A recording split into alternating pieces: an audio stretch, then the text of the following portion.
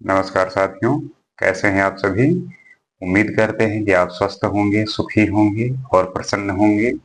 जैसा कि हम अपने इस अष्टावक्र गीता के एपिसोड में ज्ञान की प्राप्ति, मुक्ति की प्राप्ति, वैराग्य की प्राप्ति और जो हमारे सांसारिक दुख हैं उनको कैसे हम खत्म कर सकते हैं, उनसे कैसे हम मुक्त होकर आनंद स्वरूप सुखी अवस्था में, प्रसन्न अवस्था में आनंदित रह सकते हैं, इन सबको समझने का प्रयास करते हैं।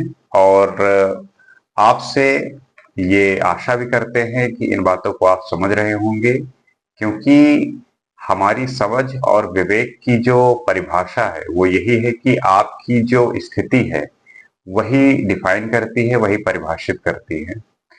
तो आज और देखते हैं, कुछ और समझने का प्रयास करते हैं कि कैसे हमें ये प्राप्त हो सकता है और किन हम ऐसी चीजों में उलझे होते हैं जो हमारी समस्याएं उत्पन्न करती हैं, हमें दुख प्रदान करती हैं। ज्ञानम ज्ञेयम तथा ज्ञाता त्रियतयम नास्ति वास्तवम अज्ञान अबधाति यात्रेदम सो अहम अस्मि निरंजना। ज्ञान, ज्ञेय एवं ज्ञाता ये तीनों यथार्थ नहीं है, अर्थात जिससे जाना जाता है, जिसे जानना है और जो जानने वाला है, ये तीनों वास्तविक नहीं है। ये त्रिपुटी अज्ञान के कारण ही भासवान होते हैं, अर्थात ये तीनों अज्ञानतावश ही प्रतीत हो रहे हैं। वो निरंजन रूप सारे दोषों से परे मैं हूं, वो मेरा यथार्थ रूप है। तात्पर्य यह है कि जो जानता है वो ज्ञाता है, जानने वाले को ही ज्ञाता कहते हैं। अक्सर आप देखते होंगे कि आप व्यवहारिक जीवन में जो व्यक्ति चीजों को जानता है, समझता है, तो अक्सर लोग उसे ज्ञाता बोलने लगते हैं। जो जानने योग्य है, जिसे जानना चाहिए, वो ज्ञान है। अक्सर लोग पूछेंगे कि ज्ञान है क्या, नॉलेज है क्या। तो जो जानने योग्य है, जिसे जानना चाहिए, वही ज्ञान है। हम अक्सर इस वीडियो में आके क्या बात करते हैं कि जो जानने योग्य है, जो जानना चाहिए कि मुक्ति का मार्ग क्या है, ज्ञान का क्या मार्ग है, वैराग्य क्या मार्ग है, ये जानना जरूरी है, ये जानना ही चाहिए। जिसे जाना जाता है वह ज्ञेय कहलाता है। किसी भी वस्तु के ज्ञान हेतु इन तीनों की आवश्यकता होती है, नहीं तो ज्ञान हो पाना असंभव है। किसी भी वस्तु के ज्ञान के लिए ये तीनों चीजें जरूरी है। क्या क्या? ज्ञान, ये एवं ज्ञाता। ऐसे ही करने वाला, कार्य, क्रिया, भोगने वाला, भोक्ता, भोगने योग्य भोग्य तथा भोग इत्यादि की त्रिपुटी है। इन तीनों में यदि कोई एक रहता है तो उसके अन्य दो का भी होना जरूरी होता है। ये तीनों एक साथ चलते हैं और इन तीनों का अगर एक विद्यमान है तो दो का होना, और दो है तो तीसरे का होना जरूरी है। इन तीनों में यदि कोई एक रहता है तो उसके अन्य दो का होना जरूरी होता है। उदाहरण, मान लीजिए भोक्ता है और भोग्य पदार्थ नहीं है, तो वह भोग किसका करेगा। मान लीजिए आप भोक्ता है और भोगना है आपको, आपको मान लीजिए खाना खाना है, लेकिन अगर खाना है ही नहीं तो भोक्ता जो है किस चीज का भोग करेगा। तो यहाँ पे भोग का और भोक्ता का दोनों होना जरूरी है। उसी प्रकार यदि भोग्य पदार्थ है और भोक्ता नहीं तो वो भोग नहीं पाएगा। ऐसी ही अगर ज्ञाता है तभी ज्ञेय तथा ज्ञान रह सकता है। अगर ज्ञाता और ज्ञेय दोनों नहीं तो ज्ञान कहाँ से होगा। मतलब ये तीनों चीजें एक दूसरे से संबंधित हैं, एक दूसरे के बिना नहीं रह सकती। जैसे आत्मा हमारे शरीर में है तो शरीर का होना आवश्यक है, इसीलिए हमें शरीर को स्वस्थ रखना चाहिए। अगर आप सोल को प्रेम करते हैं और सोल की महत्व को समझते हैं। इस सूत्र में राजा जनक को आत्मा की अनुभूति से यही ज्ञात हुआ कि आत्मा स्वयं ज्ञान स्वरूप है, उसे किसी दूसरे ज्ञान की जरूरत नहीं है। आत्मा स्वयं ज्ञान स्वरूप है, उसे किसी दूसरे ज्ञान की जरूरत नहीं है। उसके लिए ऐसा कुछ नहीं है जो उसके जानने योग्य हो। उसके जानने से सब कुछ जाना पहचाना लगने लगता है। आप जब आत्मज्ञानी हो जाते हैं तो आपको सब सारे चीजों का ज्ञान हो जाता है। आप किसी भी ऐसी चीज नहीं बचती जिसका आपको ज्ञान ना हो। जब आप अज्ञान हो जब तक अज्ञान होता है तभी तक ज्ञान की आवश्यकता होती है। क्या बात है। जब तक आप अज्ञानी हैं, जब तक आप अविवेकी हैं, नासमझी में हैं, तभी तक आपको ज्ञान की आवश्यकता होती है। जिस दिन आपको ज्ञान प्राप्त हो गया, किसी भी ज्ञान की आवश्यकता नहीं होती, क्योंकि यदि अज्ञान ही नहीं तो ज्ञान की आवश्यकता क्या। अज्ञान खत्म तो आप जो है ज्ञान पुंज हो गए। तो मैं स्वयं आत्मा हूं, ज्ञान स्वरूप हूं, अतएव मुझे किसी भी ज्ञान की आवश्यकता नहीं है। अर्थात आत्मा के लिए तीनों यथार्थ नहीं है। ज्ञान, ज्ञाता तथा ज्ञेय, इन तीनों का तभी तक आभास होता है जब तक अज्ञान है। जब तक अज्ञान है तभी तक ये ज्ञान, ज्ञाता और ज्ञेय तीनों का आभास होता है। ज्ञानी जनों के लिए तीनों मिथ्या है। जो ज्ञानी हो गया है, जिसको ज्ञान प्राप्त हो गया है, उसके लिए तीनों बातें मिथ्या स्वरूप हो जाती है, झूठी हो जाती है। जिन मनुष्यों के पास ज्ञान नहीं होता, अर्थात जो अज्ञानी होते हैं, उन्हें ही ज्ञान की आवश्यकता होती है। यदि उसे ज्ञान चाहिए तो जिसका ज्ञान करना है उस वस्तु का भी आवश्यक होता है। फिर ज्ञान पाने के लिए क्रिया भी करनी पड़ेगी। आत्मा तो स्वयं ज्ञान है, इसलिए वो संसार के सभी ज्ञानों का ज्ञान है। आत्मा ही ज्ञान है। जो उसको जान गया वही ज्ञाता है। तब वह स्वयं किसका ज्ञान करे। यही कारण है कि आत्मा के लिए इन तीनों का कोई महत्व नहीं होता है। इन तीनों का आभास अज्ञानतावश ही होता है, अन्यथा नहीं। जब तक आप अज्ञानता में हैं, जब तक आप अज्ञानी हैं, तभी तक इन तीनों चीजों का आभास होगा। और जैसे ही आप ज्ञानी हुए, ये तीनों चीजें कट जाती हैं, मिट जाती हैं। अज्ञानी व्यक्ति जगत की प्रत्येक वस्तु का ज्ञान प्राप्त करना चाहता है, लेकिन वो सब कुछ जान नहीं सकता। आप अक्सर देखेंगे कि कुछ लोग ऐसे होते हैं जिन्हें लगता है कि मुझे सब कुछ पता हो, लेकिन ये संसार इतना बड़ा है और जानने को इतना है कि वो सब कुछ जान ही नहीं सकता, जिसके कारण उसका ज्ञान शेष रह जाता है। आप कितना भी जानने का प्रयास करेंगे, कुछ ना कुछ शेष रह ही जाएगा। लेकिन आत्मज्ञानी सब कुछ जानने के पश्चात संतुष्ट होते हैं। लेकिन जो आत्मज्ञानी है, वो सब कुछ जानने के बाद संतुष्ट होते हैं। उसे अन्य किसी भी प्रकार के ज्ञान की इच्छा नहीं रहती। अतएव आत्मज्ञान ही परम ज्ञान है। अपने सोल को जानना ही, अपने आत्मा को जानना ही, अपने आत्मा को परमात्मा का कनेक्शन होना ही, यही परम ज्ञान है। यही इसका मतलब है। जो आत्मा का ज्ञान प्राप्त कर लेते हैं, वही अज्ञान से मुक्ति प्राप्त करने में सक्षम होते हैं। जिसने इस आत्मा को जान लिया वही ज्ञान को प्राप्त कर लिया। जैसे गौतम बुद्ध, महावीर, कबीरदास जी, तुलसीदास जी, ऐसे बहुत सारे उदाहरण आपको मिलेंगे जिन्होंने ज्ञान को प्राप्त किया। उसके बाद उनको ज्ञाता कौन है, ज्ञेय कौन है, ज्ञान क्या है, इन सब से वो बहुत ऊपर चले जाते हैं। ये सब चीजें अज्ञानी लोगों के लिए और जो इस संसारी जीवन में विचरण कर रहे हैं उन लोगों के लिए होता है। द्वैत मूल महो दुखम नान्यस्त्यास्ति भेषजम दृश्यमेतन मृषा सर्वम एको अहम चिद्रशो अमला। अहो, दुख का मूल द्वैत है। उसकी औषधि दूसरी कोई नहीं है। जो कुछ दिखाई दे रहा है वो सब मिथ्या है। मैं एक शुद्ध चैतन्य रस अर्थात सभी दोषों से परे शुभ्र स्वच्छ हूं। I told you that if you get what you want, this is your best things that I wanna know.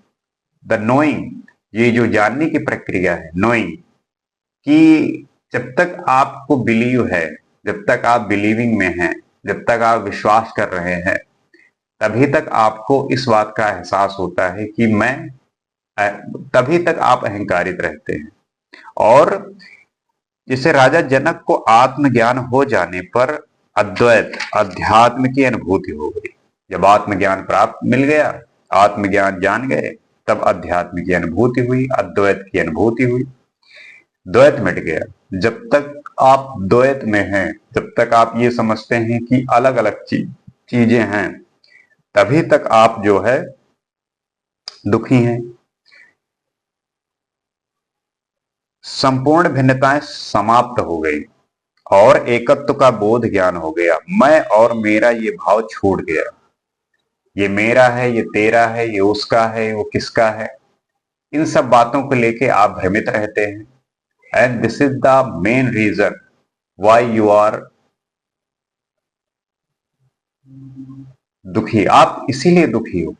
जब तक आपको हर एक वस्तु को ये डिफ्रेंशिएट करेंगे, ये कहेंगे कि ये मेरा हो जाए, ये तेरा हो जाए, ये उसका है, ये इसका है, तो इस बात से आपकी जो आकांक्षाएं हैं, आपकी जो कामनाएं हैं, वो आपको हावी हो जाती हैं आप पे। और एकत्व का बोध हो गया, सब कुछ एक। मैं और मेरा का यह भाव छूट गया, मैं और मेरा का यह भाव छूट गया। इस अनुभूति के पश्चात राजा जनक कहते हैं कि इस जगत में दुखों का मूल कारण द्वैत है। राजा जनक यही कह रहे हैं कि इस संसार में जो दुखों का मूल कारण है, the main reason why you are so unhappy whenever you find, ये जनक ने यही कहा कि आपके जो दुख का मूलभूत कारण है वो है द्वैत। द्वैत का कारण है अहंकार। I told you previously that आपकी जो अहंकार है, आपका जो ईगो है, यही आपको भ्रमित रखता है, यही आपको आपके ज्ञान का रोड़ा बनता है, जिसके कारण मनुष्य अपने आप को दूसरे प्राणियों से और परमात्मा से भिन्न समझता है। जब तक आप अपने आप को दूसरे प्राणियों से भिन्न और परमात्मा से भिन्न समझेंगे, तभी तक आप जो है द्वैत में पड़े रहेंगे। ये भिन्न है ही नहीं, सबको एक मानना है। इस भिन्नता से उसे लोभ, लालच, द्वेष, ईर्ष्या, घृणा, संघर्ष, हिंसा, अपना पराया, एकत्र करने की आदत, सुरक्षा इत्यादि अनेकानेक भयंकर रोग हो जाते हैं। ये रोग हैं और इन रोगों को पहचानना, इन रोगों को आइडेंटिफाई करना, this is your task. You will have to find it. तभी आपके दुख खत्म होंगे। आप सोचोगे कि दुख एक दिन अपने आप समाप्त हो जाए, so this is not the way. You will not find it. आप तभी प्राप्त कर पाएंगे जब आप लोभ, लालच, आपकी जितनी नीड है, आपकी जितनी जरूरत है, उसी पर आपको स्थिर रहना, एब्सोल्यूट रहना, लेकिन वो आप रह नहीं पाते।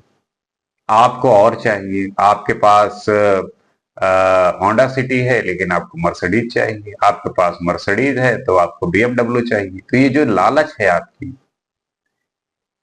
द्वेष, कोई व्यक्ति उन्नति कर रहा है, उसके उन्नति को देखकर उसके संपत्ति में इजाफा देखकर आपको दुख हो रहा है, ईर्ष्या हो रहा है, घृणा हो रहा है, संघर्ष, हिंसा, अपना पराया। जब तक इन सब में आप पड़े रहेंगे, तभी तक आपको इन सब रोगों से झेलना पड़ेगा। अतः इस संसार में जितने भी रोग हैं उनकी औषधि है, परंतु द्वैत के कारण रोग रूप यह जगत उत्पन्न हुआ है। अक्सर लोग कहेंगे कि भगवान ने ये इतने सारे दुख क्यों बनाए। भगवान ने दुख को नहीं बनाया और ना ही कोई रोग बनाया है। भगवान ने इस प्रकृति का जो है निर्माण किया है, इसमें आप अपने स्वभाव में जो रोग उत्पन्न किए हो, ये आपके कारण है, ये आपकी वजह से है। भगवान ने कोई शैतान और कोई ऐसी चीजें उत्पन्न नहीं की। ये आपने क्रिएट किया है, ये आपके किए हुए कर्मों का परिणाम। उसके परिणाम स्वरूप जो दुख है उसकी कोई औषधि नहीं। राजा जनक ने अपनी बातों के संकेत द्वारा संकेत कर दिया, द्वैत के बने रहने पर दुखों का निराकरण हो जाए ऐसा संभव नहीं। जब तक आप द्वैत में हैं, जब तक आपके अंदर ये द्वैत की भावना है, तभी तक आपके साथ दुख हमेशा विद्यमान रहेगा। दुख की मात्रा के अल्प होने को भले ही सुख समझ लिया जाए, परंतु वह केवल सुख की अनुभूति मात्र है, वह सुख की प्रतीत है, सुख नहीं। आप एक गाड़ी अच्छी खरीद लिए तो आपको लगता है कि यही सुख है, आपने एक अच्छा घर खरीद लिया तो आपको लगता है यही सुख है, परंतु ये जो आपको अल्प मात्रा में मिला हुआ है, जो आपके दुख को अल्प मात्रा में खत्म करता है, वो सुख की प्रतीति आपको महसूस होती, but this is not the happiness. ये खुशी नहीं है। दुख ये भ्रम है, और इस भ्रम को आप समझते नहीं। वही जो चीज आप आज आपको हैप्पी कर रही है, जो हैप्पीनेस प्रदान कर रही है, जो आपको आज सुख दे रहा है, कुछ दिन बाद वही चीजें आपको दुख देने लगती हैं। तो ये सुख क्या हुआ? वही हुआ ना अल्प, कि आपके दुख को अल्प क्षणिक के लिए आपको सुखी किया, उसके बाद वो फिर आपके लिए मुश्किल हो गया। तो ये सुख कैसे हुआ? ये तो प्रतीति है, ये भ्रम है, मिथ्या है। दुख को दूर करने का एक ही उपाय है द्वैत निवृत्ति, और द्वैत का कारण अभिमान होता है। जो दुख दूर करने का एकमात्र उपाय है वो सिर्फ यही है कि द्वैत को निवृत्ति करना है, और द्वैत के कारण जो ये अभिमान होता है, जब मनुष्य के अंदर से अभिमान समाप्त हो जाएगा तब द्वैत भी नहीं रह जाएगा। जब उसका अहंकार नष्ट होगा, जब उसका ईगो नष्ट होगा, तब वो द्वैत भी नष्ट हो जाएगा। और जब द्वैत नहीं रहता तो दुख कैसा? दुख तो सुख की तुलना में है। जब द्वैत रहेगा ही नहीं तो दुख रहेगा ही नहीं, क्योंकि फिर दुख की सुख से तुलना क्या? सुख दुख ये दोनों द्वैत परक शब्द हैं। द्वैत के समाप्त हो जाने पर ना दुख रहता है ना ही सुख। जैसे ही ये द्वैत समाप्त हुआ, द्वैत मतलब अलगाव, आपके अंदर भिन्नता की वो है, ये है, ये उसका है, ये इसका है। तो जब ये चीजें समाप्त हो जाएंगी तो सुख और दुख का कोई भी फर्क नहीं रह जाएगा। द्वैत के विनष्ट होने पर नाम रूपात्मक संसार मिथ्या ही सिद्ध होता है। संसार के न रहने पर राजा जनक ने जो इस सूत्र में दुख के स्वरूप, उसके कारण तथा उसकी निवृत्ति का पूर्ण रूप से खुलासा कर दिया। राजा जनक को इस समग्र का बोध हुआ, अध्यात्म का बोध हुआ, और वे जागृत हो गए एवं कहने लगे, मैं शुद्ध चैतन्य रस हूं। जब आपको बोध होता है, जब आपको आत्मज्ञान होता है, तब आपके अंदर से यही भाव आता है कि मैं ही शुद्ध चैतन्य हूं। कृष्ण को चैतन्य क्यों कहा जाता है? इसीलिए वो चैतन्य है, वो शुद्ध चैतन्य रस है। संसार का सारा भ्रम जाल टूट गया। ये सब गुरु कृपा से ही संभव होता है। तो आप भी अपने जीवन में कोई गुरु बनाइए, क्योंकि बिना गुरु के आपको एक सही रास्ता कैसे मिलेगा, एक सही दिशा कैसे मिलेगी? तो आपके भी जीवन में एक गुरु होना बहुत जरूरी है। किसी को भी बनाइए, और वो गुरु आपको आपके गंतव्य तक पहुंचाएगा, आपके मुक्ति के मार्ग तक पहुंचाएगा। क्योंकि जब तक उसका आप साथ नहीं पकड़ोगे, तब तक आप इस संसारिक जीवन में भ्रमित रहोगे, तब तक आप इस संसारिक जीवन में भटकाव रहेगा।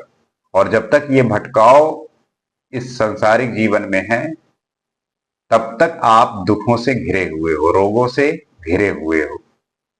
ये जो लोभ, लालच, ईर्ष्या, घृणा, संघर्ष, हिंसा, अपना पराया, ये सब विद्यमान रहेगा। और जब तक ये विद्यमान है तब तक आप दुखी। तो गुरु की कृपा बहुत जरूरी है। आप गुरु बनाइए, मेंटोर बनाइए, किसी गाइड को ढूंढिए जो आपको गाइड कर सके, आपको सही रास्ते तक पहुंचा सके, आपको प्रकाशित कर सके। आपसे उम्मीद करते हैं कि इस वीडियो के माध्यम से जो हम चर्चा करते हैं जानने का प्रयास करते हैं कि हमारे कष्टों का, हमारे दुखों का, हमारी बेचैनियों का कारण क्या है, उसका उपाय क्या है। इन सब बातों को समझते हुए, इन सब बातों को जानते हुए हम अगले एपिसोड में आगे देखेंगे। आज के लिए इतना ही। नमस्कार।